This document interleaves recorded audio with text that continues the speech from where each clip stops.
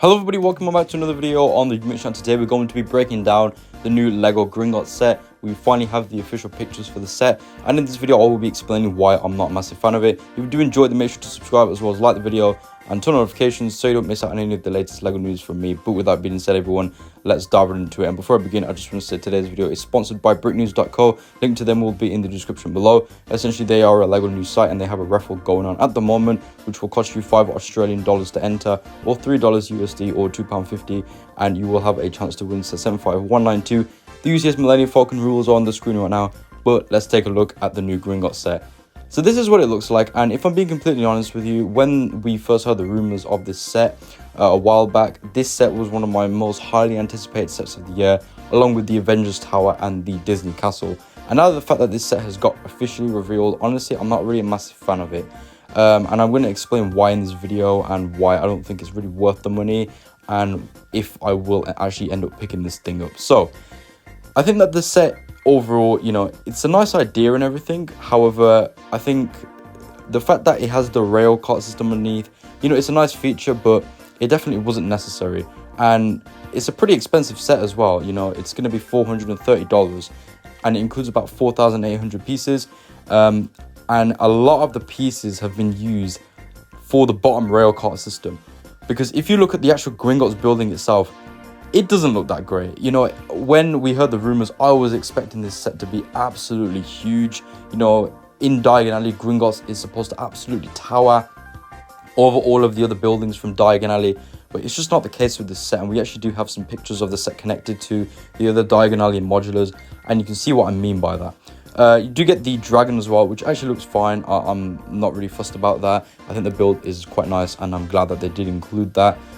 But I think because what's happened is LEGO have spent so much of the pieces on the bottom section that they haven't really prioritized the actual Gringotts building itself. And even look at in the interior, it's not that large. Honestly, when we first heard the rumors, I was expecting a lot bigger than that.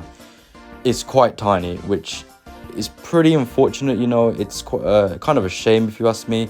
It looks like probably one of the worst interiors out of all of the Diagon Alley buildings. I was expecting it to be as good as the Weasley's Wizard's interior from the Diagon Alley set that came out in 2020.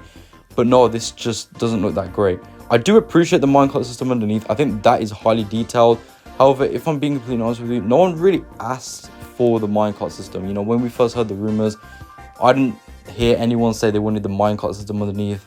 It was a cool idea when we heard the rumors that we were going to be getting that under it, but I think that's just sort of ruined the set here because LEGO haven't spent as much of the pieces on the actual Gringotts itself. And also another thing with this set is you can actually detach the minecart system from underneath, so you can put Gringotts side by side with the other Diagon Alley modulars. However, the problem is with that, when it comes to displaying the set, the minecart system, it looks pretty crap if you ask me by itself. You can see a picture on the right hand side there. It doesn't look much of a good display model if you ask me. It's just a piece of rock with some rails on it, so it doesn't look that great. It only looks good, in my opinion, when you put it underneath the Gringotts bank. However, the thing is, if you want to connect the Gringotts set to the other Diagon Alley modulars, it's going to be a real pain, because where you're going to put the rock structure, if you get what I'm saying, you're going to have to make even more room to place that rock structure. But this is what Gringotts looks like with all of the other Diagon Alley modulars.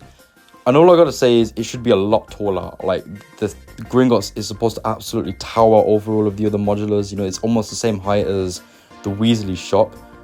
So, it's not that big, honestly. They should have made it a lot bigger, if you ask me. This is pretty big letdown in my opinion.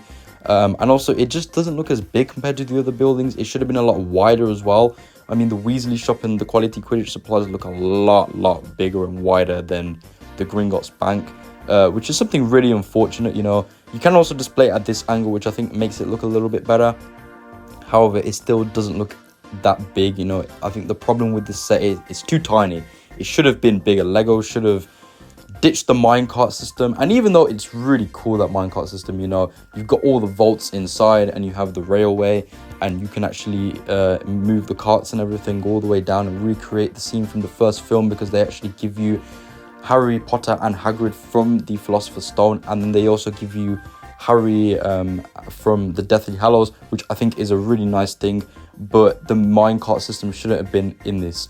I think if they wanted to put the minecart system in, what they should have done is just released the Gringotts set as a separate building and made it a lot bigger, rather than using most of the pieces of the minecart system. And if they really wanted to make a minecart system, they should have put that as a separate set, and they should have just released it like that.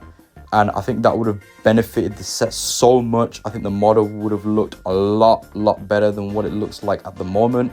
And also even the dragon as well. I'm not really too fussed about the dragon being included, but they could have definitely just put that as its own set. I think if they were going to make the Gringotts building by itself though, without the minecart system, they probably would have still included the dragon, which I think is fine. But yeah, I'm really upset about that. I think LEGO have sort of missed the ball there, if you get what I mean.